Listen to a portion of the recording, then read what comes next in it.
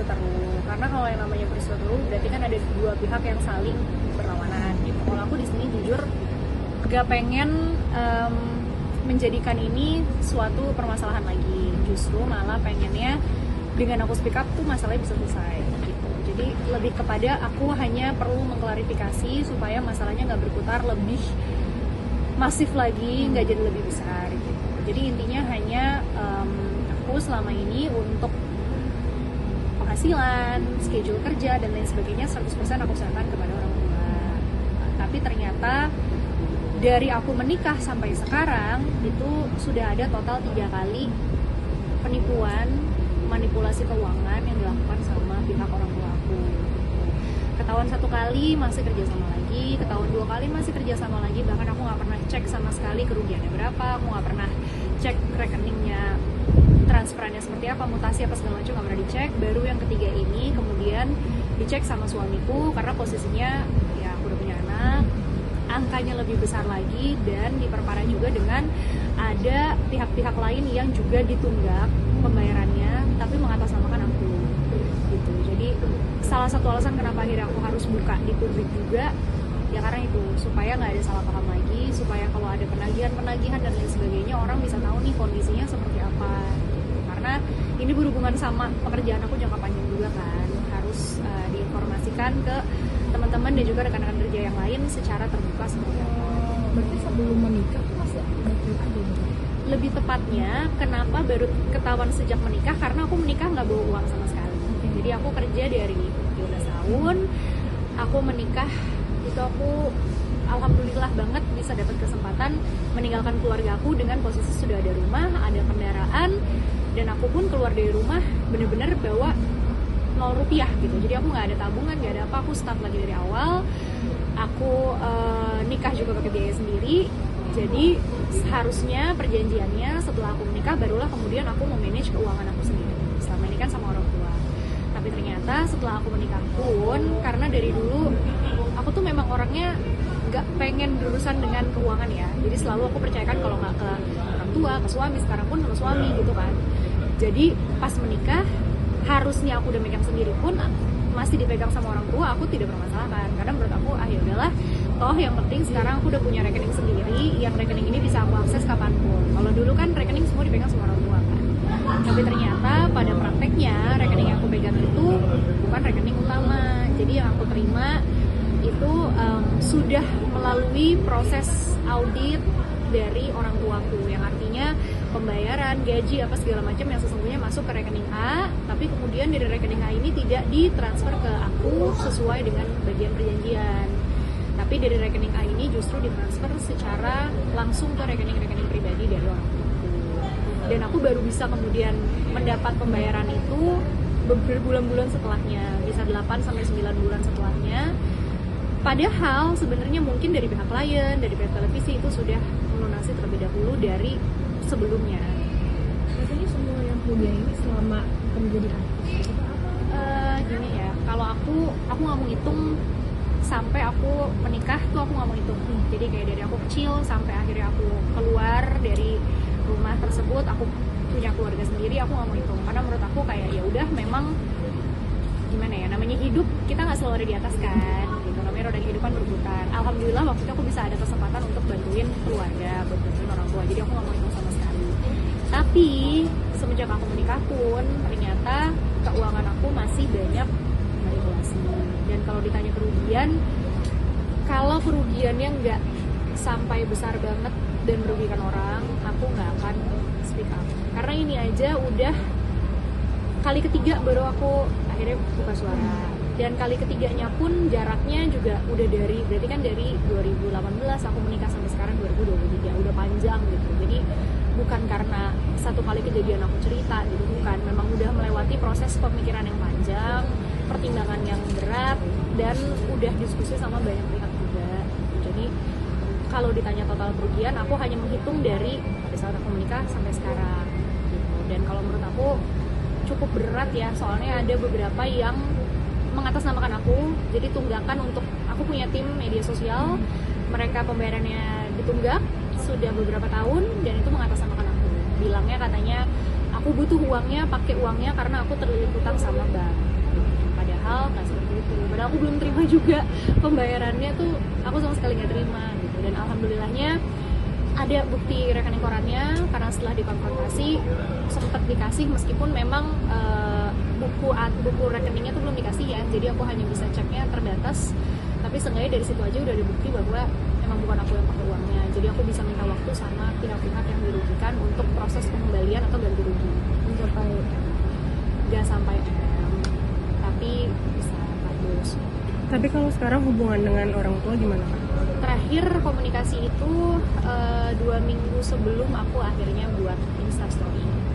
Akhirnya aku buat juga karena aku merasa aku kayak nabrak tembok gitu loh, kayak gak ada jalan keluar. Udah coba dibicarakan baik-baik juga tetap berbeda pandangan. Jadi ya bahkan udah ngaruh ke pekerjaan aku juga. Jadi kayak ada beberapa pekerjaan yang akhirnya terabaikan secara tidak profesional, bergantung. Soalnya kan kontak aku selama ini ke pihak orang tua kan gitu. Jadi ternyata banyak yang dicuekin, banyak yang diabaikan. Ya alhasil aku harus speak up. Jadi terakhir komunikasi 2 mingguan sebelum aku bikin story. Dan aku bikin story udah minggu lalu ya. Udah hampir 3 minggu berarti kayaknya. Betul kan Kak tadi bilangnya udah 3 kali tuh. Pada saat yang pertama, kedua sempet Kak udah kayak udah stop deh. Jadi aku pegang uang sendiri kalau makan gitu. Ya gimana ya, bukan bodohnya sih ya, karena aku nggak coba untuk membenarkan diri, tapi pada saat itu aku merasa sebagai anak masa mau curiga sampai segitunya gitu. Jadi pada saat ketahuan sekali, ya udah, ketahuan 2 kali pun aku tetap nggak minta itu si rekeningnya, aku nggak minta buku rekening, nggak minta kartu ATM, nggak minta m-banking, nggak minta apapun. Aku cuma minta tutup ya banknya. Jadi mulai dari nol aja. Akhirnya kita bikin rekening baru. Tapi ternyata karena aku pun tidak follow up, nggak ngecek kontrak, nggak tanya-tanya ke talent udah ganti belum rekeningnya itu, enggak. Ternyata di rekening yang tertera di kontrak dan lain-lain itu tetap rekening lama, dan rekening tersebut ternyata tidak ditutup. Tadi nyebutnya selain ada mengataskan nama kakak untuk tunjukkan ke tim, ada nggak sih mungkin apa sama artis juga gitu? Jujur ke sesama artis aku belum tanya, karena DM pun aku jujur sampai detik ini setelah aku bikin story banyak banget yang belum aku buka karena aku takut apa ya, aku tuh orangnya selama berkarir kayak nggak suka yang viral rame-rame gitu loh gitu. Jadi nggak, mungkin bakal ada yang bilang munafik atau apa gitu ya, tapi bener karena intensinya memang bukan ke situ. Kalau teman artis sih enggak, tapi ada beberapa kru TV yang akhirnya menyampaikan juga bahwa mereka pun sempat ada ngutangin, dipinjam uang dan sebagainya. Aku ngerasa gimana ya, meskipun itu orang tua kecewa banget nggak sih? Jadi payah gitu. Pasti. Lebih ke kalau jadi payah, seperti yang tadi aku bilang juga ya, dan aku udah sampai di story, mudah-mudahan insya Allah ikhlas jadi manfaat. Tapi yang aku kecewa lebih ke kepercayaannya sih, kejujuran gitu. Kayak masa kita keluarga tapi untuk minta kejujuran aja tuh aku harus ngemis-ngemis banget gitu, sampai harus berkali-kali kayak gini, sampai harus ada masalah sebesar ini, aku tetap gak bisa dapet kejujuran.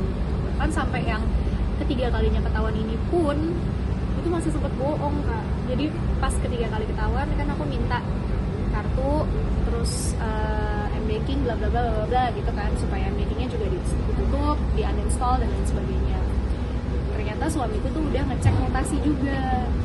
Nah orang tua aku tuh masih bilang bahwa itu rekening cuma dipakai sebulan kok, padahal ternyata di ransel mutasinya itu memang tidak pernah ditutup. Jadi maksudnya udah ketahuan aja masih ada bohong lagi dan lagi gitu loh. Jadi kayak aku sekarang di titik yang capek banget, jujur secara fisik, secara mental tuh udah capek banget. Cuma pengen bismillahirrahmanirrahim semoga rezekinya ada, aku bisa gantiin uang orang-orang yang diunggatin, yang diutangin. Dan kedepannya ya udah, kalau misalnya memang masih tetap mau berkomunikasi sebagai keluarga, aku nggak masalah. Tapi kalau untuk jadi manajer kayaknya aku butuh break dulu sih gitu, supaya aku pun bisa manage keuangan aku sendiri juga, karena jadinya sekarang aku harus mulai dari nol lagi kan. Jadi alasannya tuh beda-beda.